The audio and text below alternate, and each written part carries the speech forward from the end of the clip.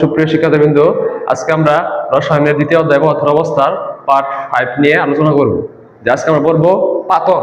পাতন কি বা পাতন কাকে বলে? যে দেখো, কোন তরল পদার্থকে তাপ প্রদান করলে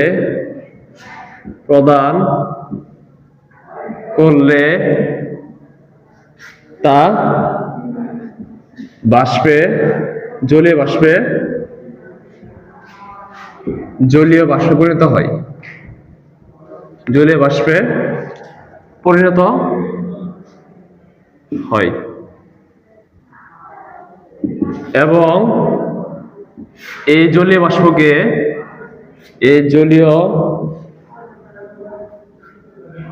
বাষ্পকে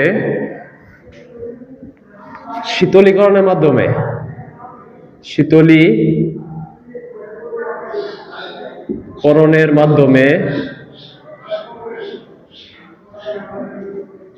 এই জলীয় বাষ্পকে শীতলীকরণের মাধ্যমে পুনরায় তরল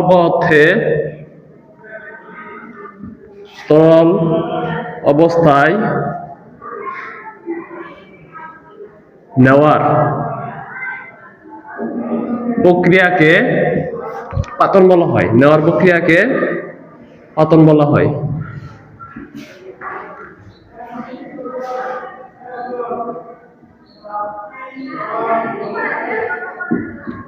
পাতন দুইটা জিনিসের সমষ্টি গঠিত।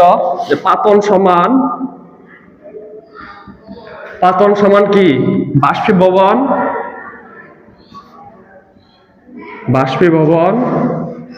প্লাস ঘনীভবন।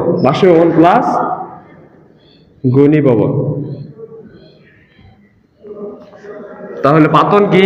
যে কোন তরল পদার্থকে তাপ প্রদান করলে তা জলীয় বাষ্পে পরিণত হয় এবং এই জলীয় বাষ্প শীতলীকরণের মাধ্যমে পুনরায় তরল অবস্থায় নেওয়ার প্রক্রিয়াকে বলা হয় পাতন। আর পাতনের দুটো জিনিসের সমষ্টি গঠিত, একটা জলীয় বাষ্পীভবন, এটা কি?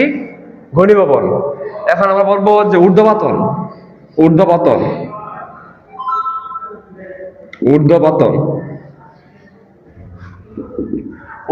কি?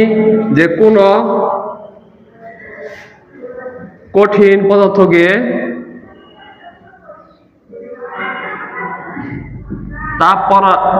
তাপ প্রদান করলে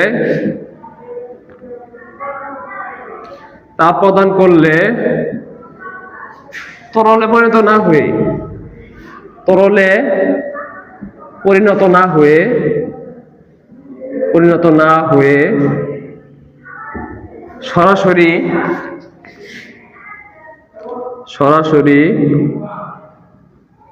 গ্যাসীয় পদার্থে পরিণত হয়। সরাসরি গ্যাসীয় অবস্থায় পরিণত হয়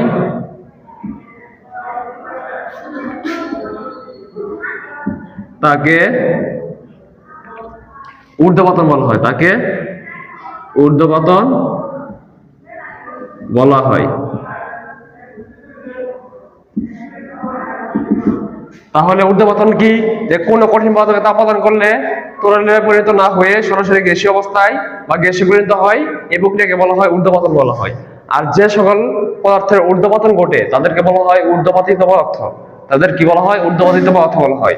যেমন অ্যামোনিয়াম ক্লোরাইড, নিশাদল, এটা কি বলা হয়? নিশাদল।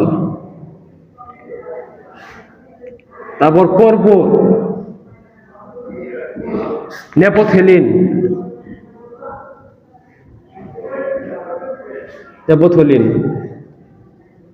কঠিন কার্বন ডাই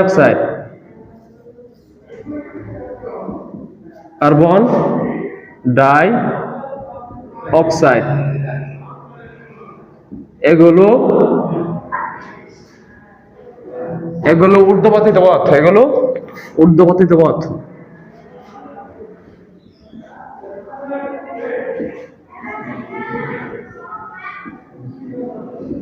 কারণ এই পদার্থগুলো যদি এইগুলো সবগুলো কি কঠিন অবস্থায় থাকে, এই পদার্থগুলো যদি আমরা তাপ দেওয়ার ফলে এগুলা মানে তরল অবস্থায় প্রাপ্ত না হয়ে সরাসরি কি জলীয় বাষ্প হয়ে যাবো।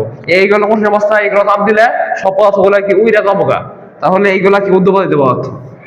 তাহলে যে ঊর্ধ্বপাতন যে আমরা বললাম কি কি, অ্যামোনিয়াম ক্লোরাইড, নিশাজল, কার্বন, নেপোথিলিন, কঠিন কার্বন ডাই অক্সাইড, এগুলা কি ঊর্ধ্বপাতিত পদার্থ। এগুলারে যদি আমরা তাপ দেই, আর আছে অ্যালুমিনিয়াম অক্সাইড আছে, এগুলা যদি আমরা তাপ দেই তাহলে এগুলা কি সরাসরি কি কঠিন অবস্থা থেকে সরাসরি কি গ্যাসীয় অবস্থা প্রাপ্ত হবো। আজকে যে ক্লাসটা করলাম আমরা, যদি তোমরা বুঝে থাকো, পরবর্তী ক্লাস নিয়ে আমরা হাজির হব। সকলকে সালাম, আসসালামু আলাইকুম।